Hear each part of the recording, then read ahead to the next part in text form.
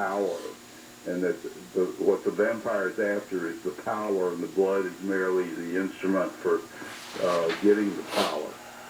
So we have developing with the spiritualist movement in the 19th century an understanding that there is this ability of vampires to consume other people's power by taking their blood. And this evolved in the 20th century into the idea that vampires can just directly take power, kind of the opposite of spiritual healing, where the healer gives power, the vampire just consumes it. Trying to get one more call in. Bill in Los Angeles on the wild card line. Hi, Bill. How you doing? All good. Dr. Nelson, as an academic person, do you personally accept the idea of a paranormal element to some vampire phenomena beyond the psychocultural factors? And if so, do you know of any empirically documented modern cases? I know you mentioned a British one that didn't have really good modern criteria that defy prosaic explanation, like the Skinwalker Ranch phenomena.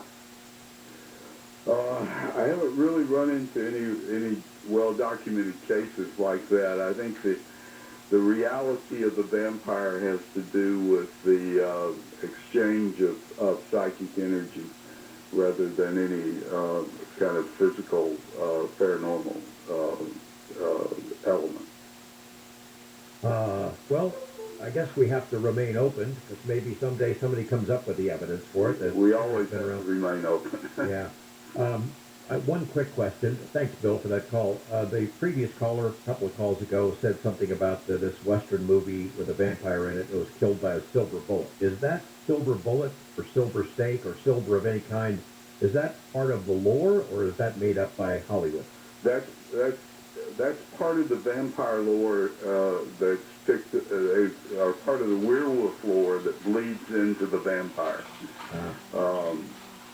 By the time you get to the, when Hollywood is making talkies, you get a certain bleeding back and forth, and the silver is one element. Laurel Hamilton, who's written some 30 vampire novels and still writing today, brings silver in big way into the vampire lore, and it's just slowly bled from one myth to the other. Dr. J. Gordon Melton, great to have you here. The Vampire Almanac is a lot of fun, and it's a pretty cool reference book for anyone interested in the lore and the legend and modern cases that are certainly raised some questions. Thanks for being here, and you're welcome back anytime. It's my pleasure. Thank you. Coming up next, Daniel Clates, a haunted Hinsdale house, one of the most infamous haunted houses in the country. It's up in New York, and we're going to learn all about it coming up in a moment. Ray Charles takes us into the break.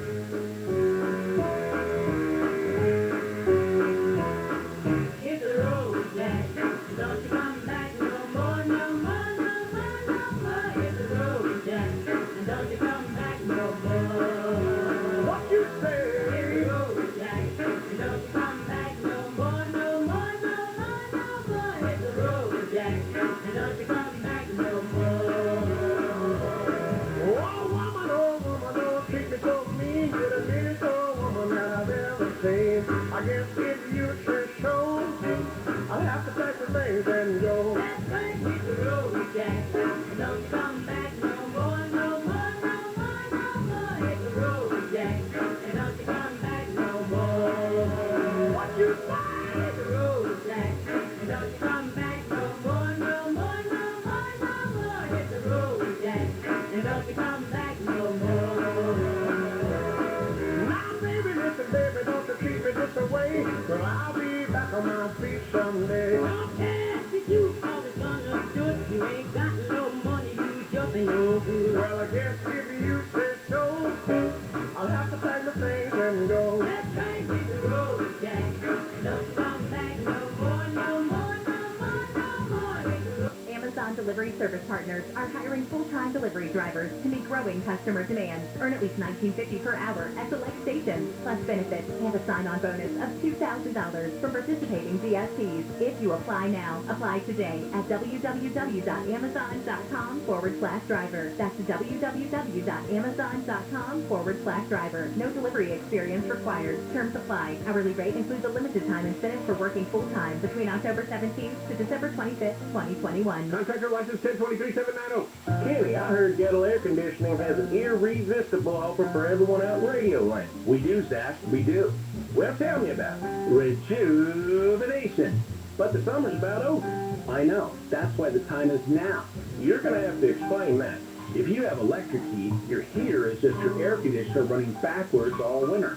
You're saying it needs some refreshment? Yeah, and if you have gas heat, now is the time to make sure your AC is in tip-top shape and restored to factory specs so that you can turn it on with confidence when the desert heat returns in a couple of months.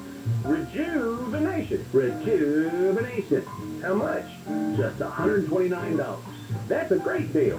Great deals are what I'm known for, Zach. Really? I thought you was mostly known for having a dog named Sadie. Well, that's it. Gettle, Goettl.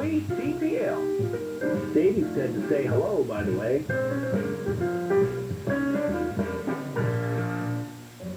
Amco presents Bet You Didn't Know. Bet you didn't know that your car's transmission is made up of 800 pieces. Also, bet you didn't know that AMCO's fixed over 40 million transmissions, and that AMCO offers a nationwide warranty. And AMCO offers payment plan options for almost any credit situation, so it's easier than ever to fix it fast and pay it off slow. That's AMCO, AA, MCO. Life moves pretty fast. If you don't let KFI fill you in once in a while, you could miss it. KFI, AM 640. KFI. KOSC-HD2. Los Angeles, Orange County. Live everywhere on the iHeartRadio app. A mother grieves. I'm Phil Hewlett from the KFI 24-hour newsroom. I feel like this is a nightmare that I'm just trying to wake up from. That's Anna Morales. Her 18-month-old son was killed when a car hopped the sidewalk in North Hills and struck the child's stroller. One of the drivers involved in the crash took off, but has since turned himself in. Real estate heir and convicted murderer Robert Durst is on a ventilator after contracting COVID-19.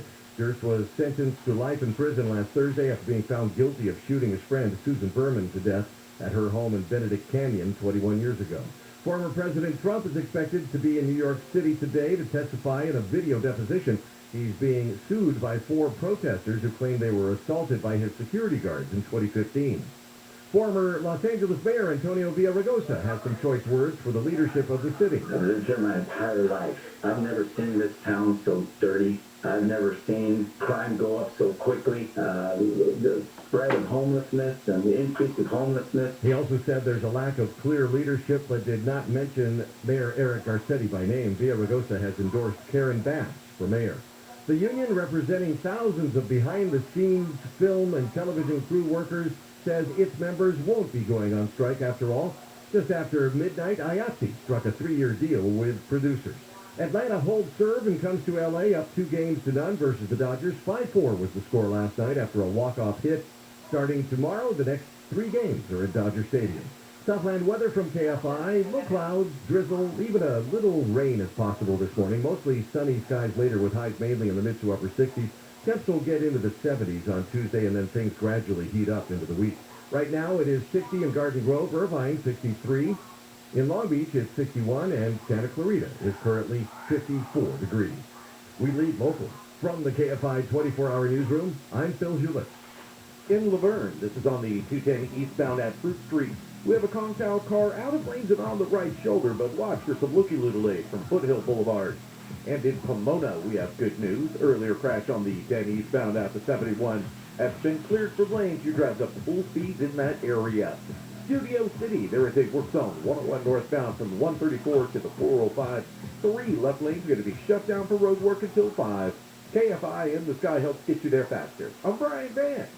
Hey, it's Dean Sharp. I got a question for you. Are you ready for football? Well, it is here. And everyone knows that hosting friends, family, and fans is always the best way to enjoy game day. So get your home ready by refreshing the kitchen, that bathroom that everyone will be using, staining the deck, or painting the fan cave with Benjamin Moore paint.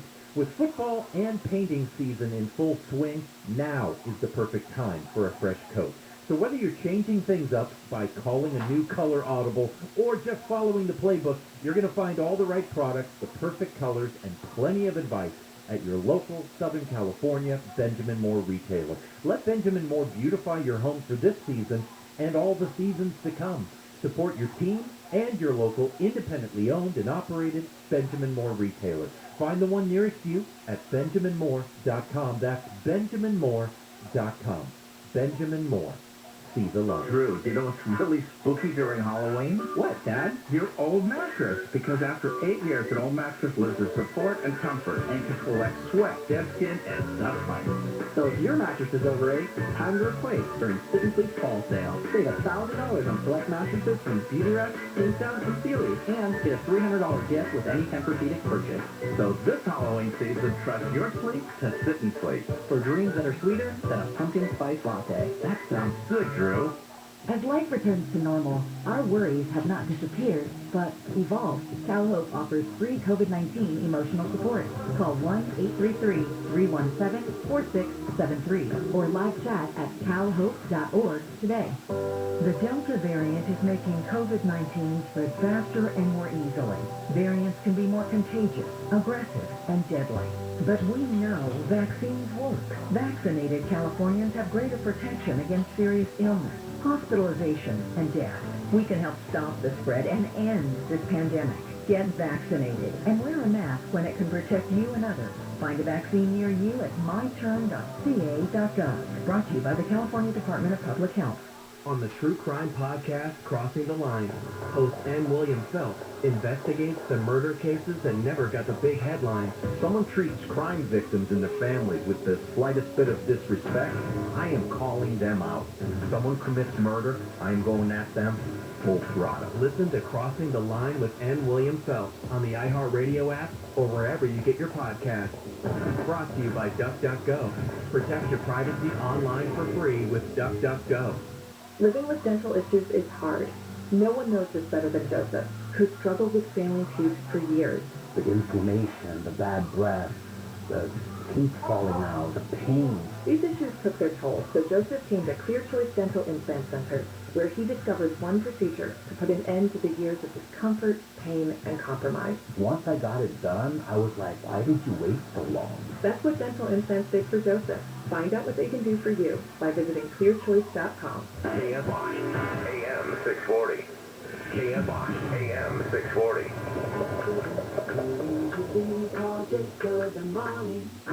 KFI AM 640.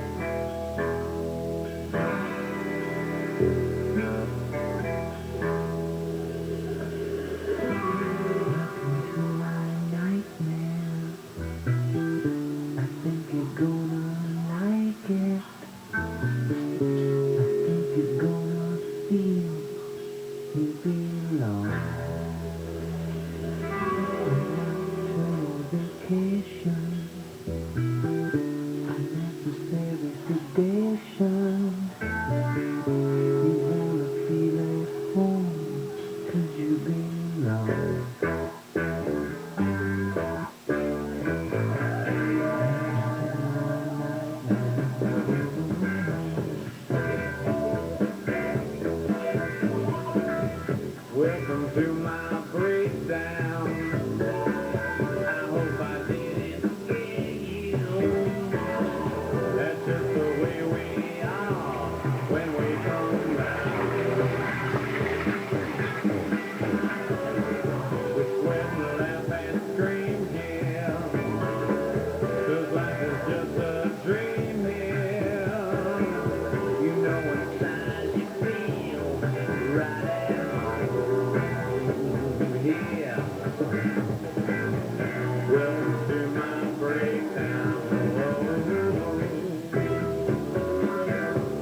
You're Coast AM with George Knapp. Figured Alice Cooper was a good segue into this part of the program. Welcome to My Nightmare. That's a hit song of his for a long time. We're approaching Halloween, as I mentioned, had vampires in the first half, and now we move on to ghosts. Looking forward to, consider this, I guess, a prequel to what comes from George Norrie every year, Ghost to Ghost, that program. This is kind of a warm-up to that. Daniel Klass's interest in the paranormal spans his entire life, stemming from his experiences living in a haunted house. These encounters with unusual phenomena pushed him to purchase the infamous haunted Hinsdale house, perhaps the most haunted house in New York and one of the most infamous haunted houses in the U.S. He co-founded the Greater Western New York Paranormal Society, which has tackled some of those challenging paranormal cases in that region. Dan is also producer of Behind the Shadows, documentary series that can be seen on Roku, paranormal reality TV. He's also a radio host of Phenomena Encounters on the Crossroads Radio Network. He's a speaker, author, and he owns the Hinsdale House. And welcome back to the program, Daniel. Hold on a second. Well, I'll tell you what. We're going to go to a break, and then we're going to bring Daniel on and get into the whole conversation. We are right back.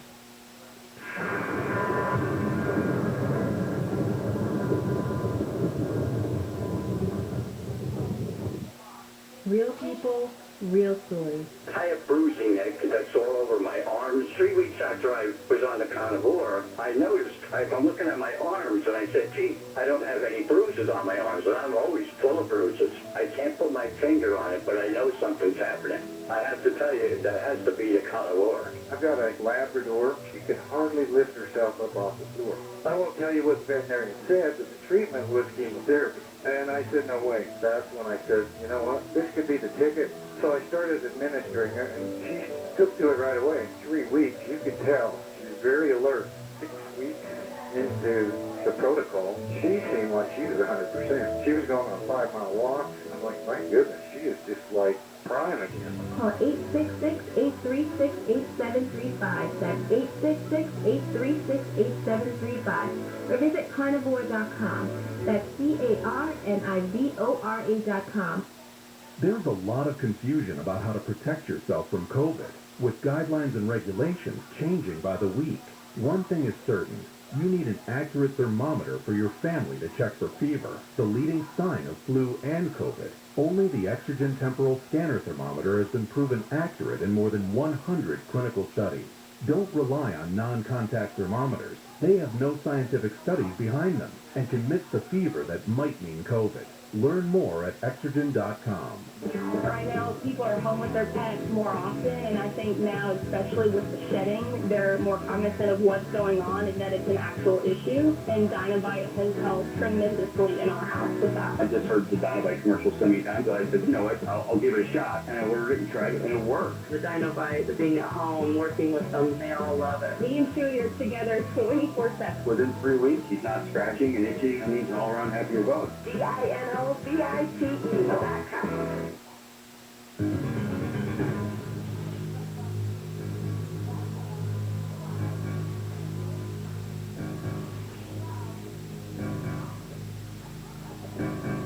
Daniel Klass, welcome back to Coast. I had seen that you were on the show with Dave Schrader 2017, so we're way overdue for an update on the weird stuff that's happening in your life. Yeah, it's been quite a while.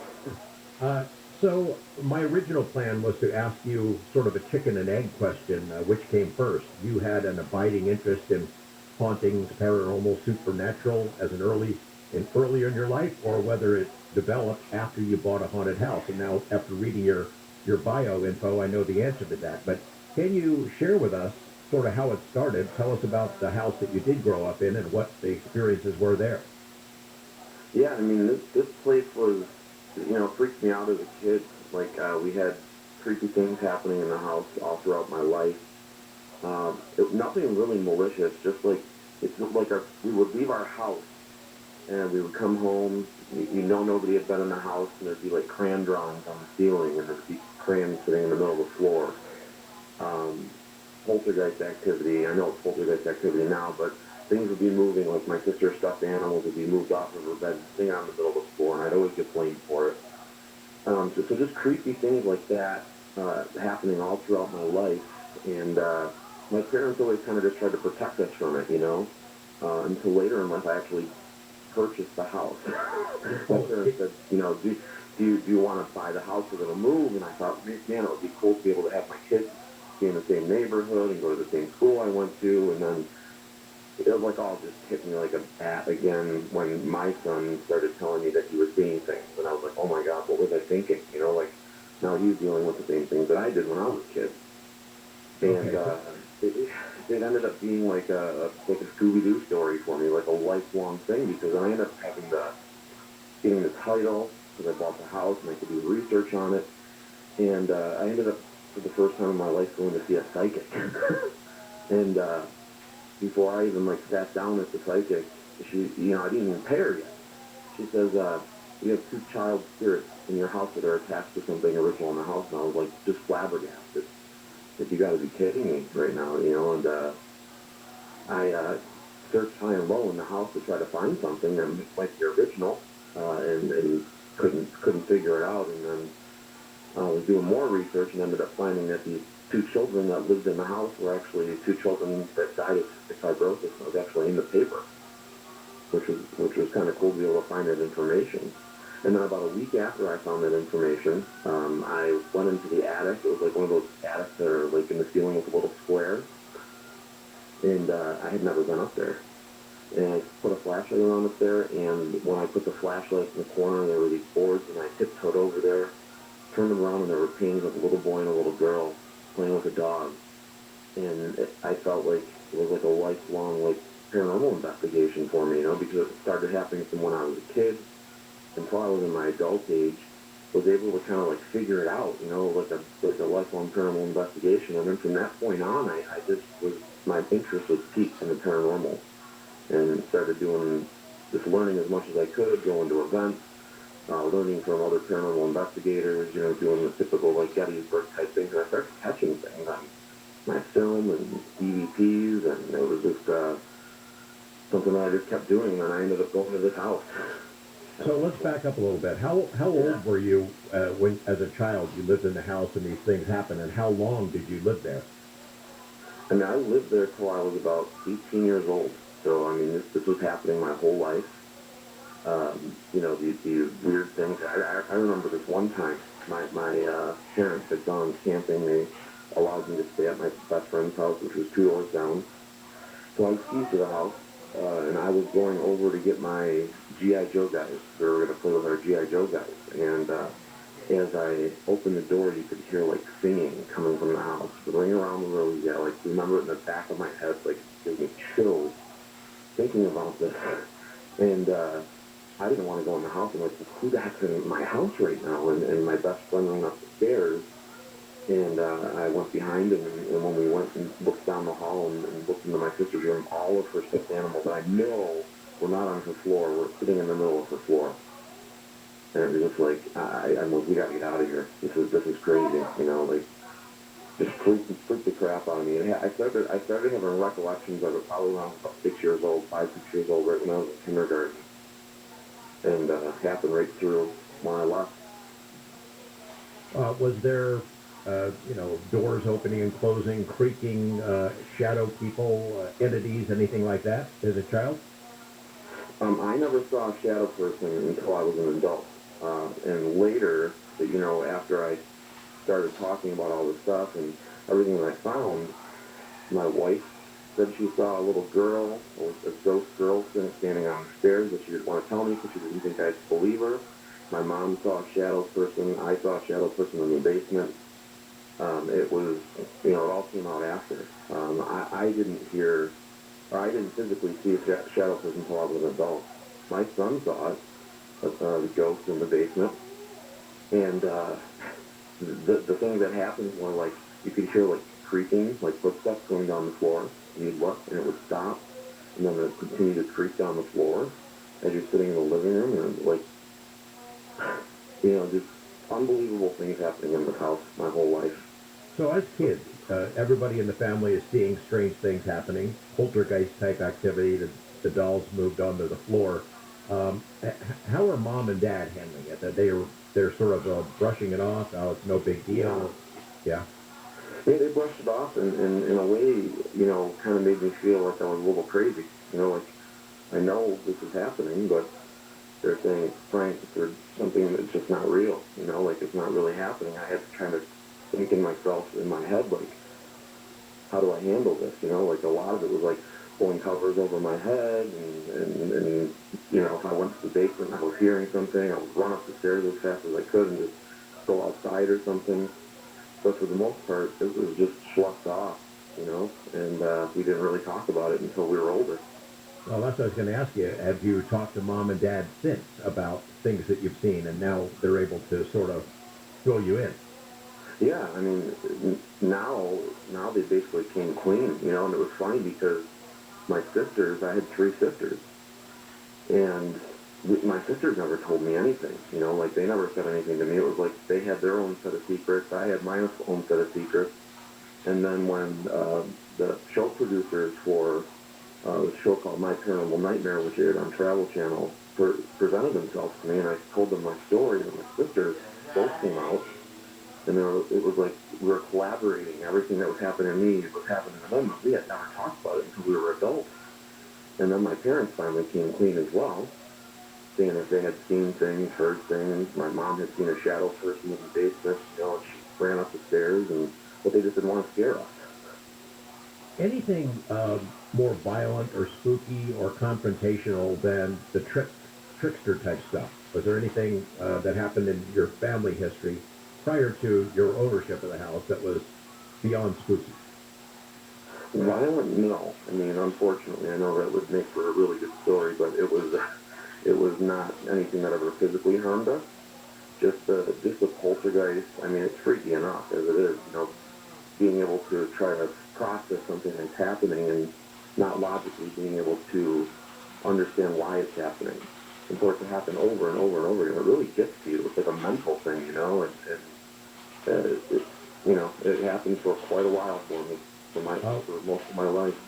Walk me through sort of the learning process. So you had this experience as a youngster. Everybody in the family did. You stayed there until you were 18. Did the home get out of the family's hands, or No. did you buy it? Okay, so it stayed in the family. Yeah, it stayed in the family, and I was about I had gone to college, so I was about 25, and my parents approached me. They were going to move out and asked if I'd like to purchase a house. And it was in the back of my mind, but I didn't really think about it. I didn't really think about what had happened to me in the past until I moved back in there.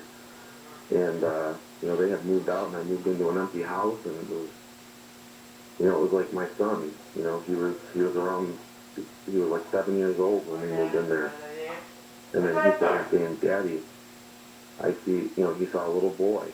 He saw a little boy in his bedroom. He was actually seeing this stuff. So I had to, I felt like I had to embrace it, as opposed to tell him, no, you're not, you don't really see that.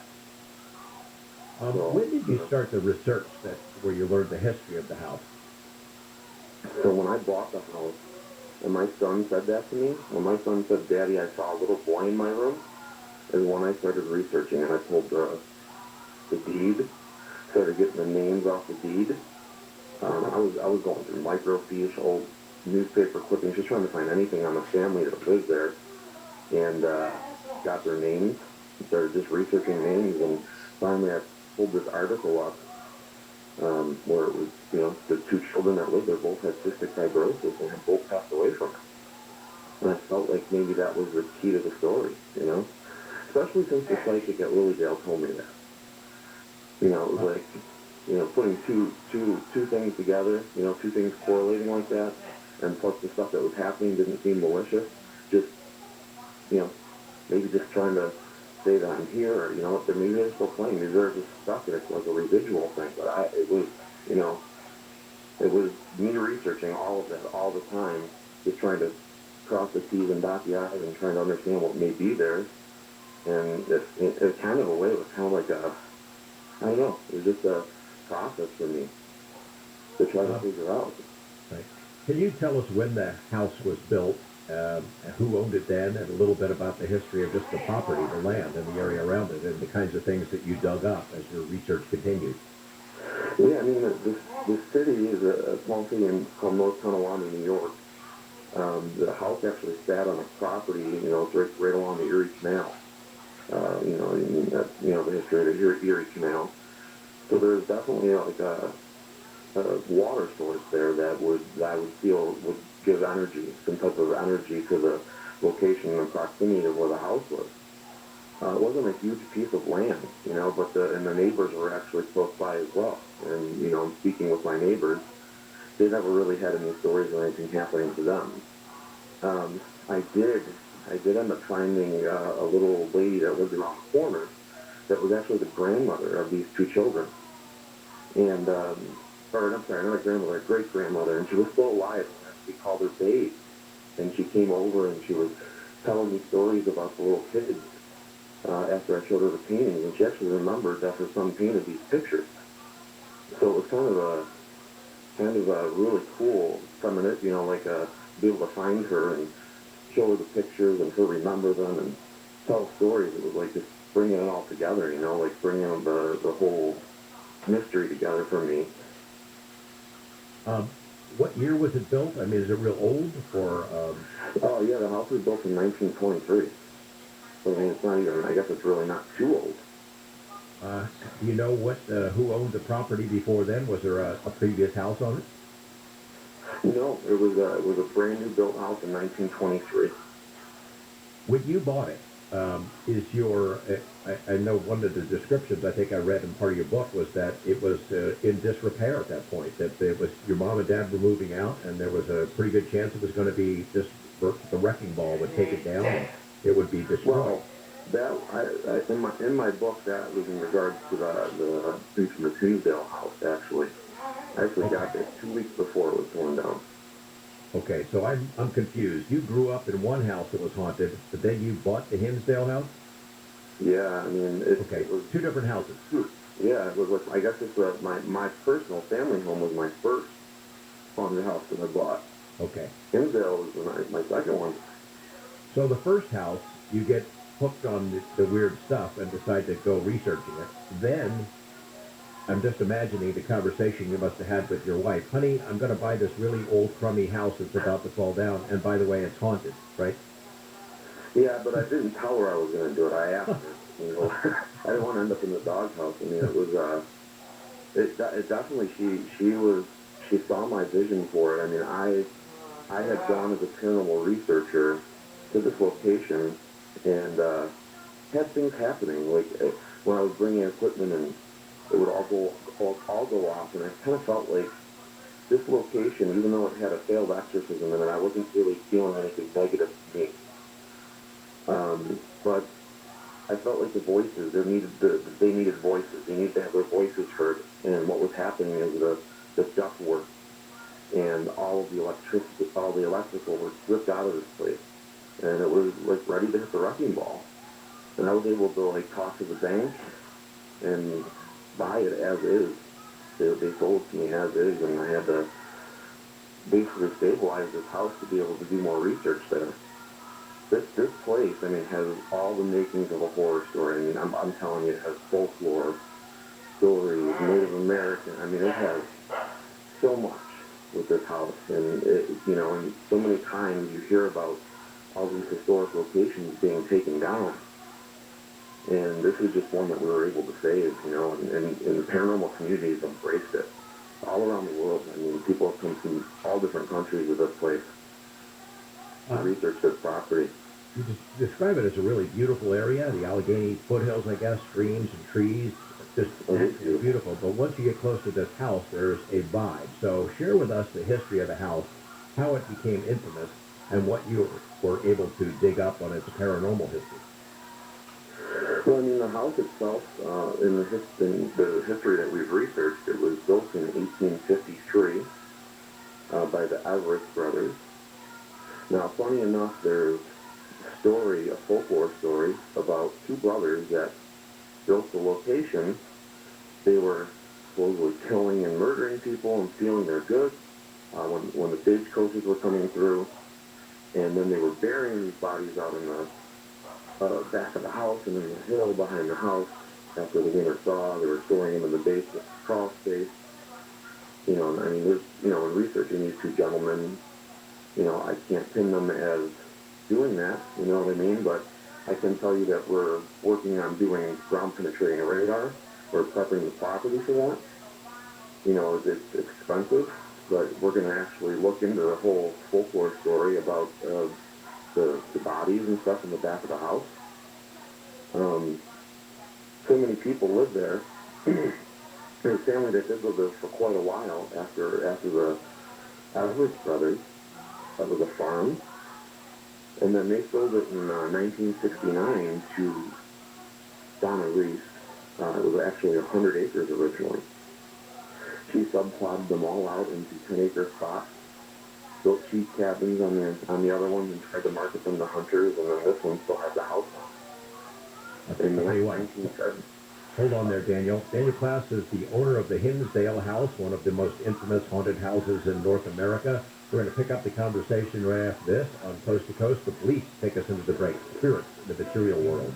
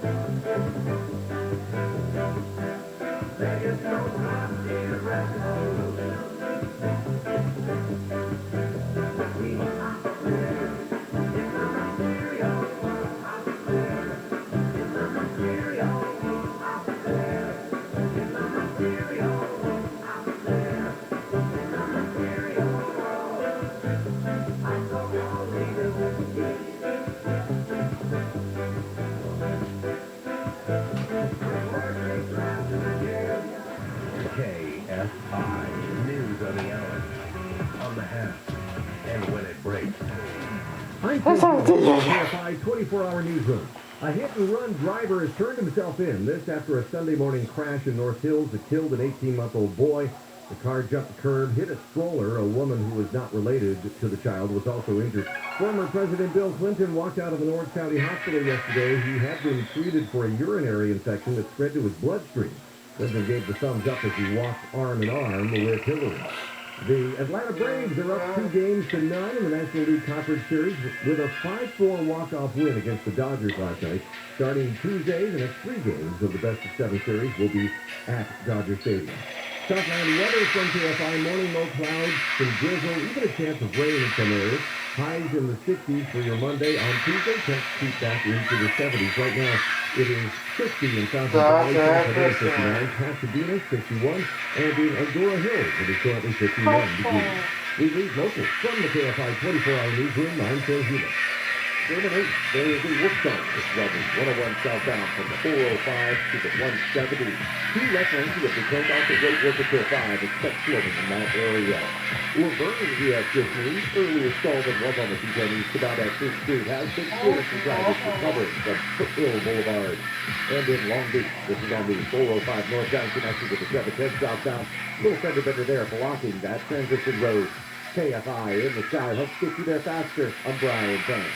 IT Air wants to give you the cleanest air possible, and the affordable Autumn Series does just that. The Autumn Desk is a revolutionary air purifier that transforms your workspace into personal clean air zones. Unlike other air filtration systems that may take hours to purify the air, the Autumn Desk begins working immediately. Put it right next to you while you work and create your own personal bubble of ultra-pure air. This game-changing technology has been proven to remove 99% of all airborne pollutants. Visit itair.com/US to learn more. Give them a call, 800-500-4AIR, 800-500-4247.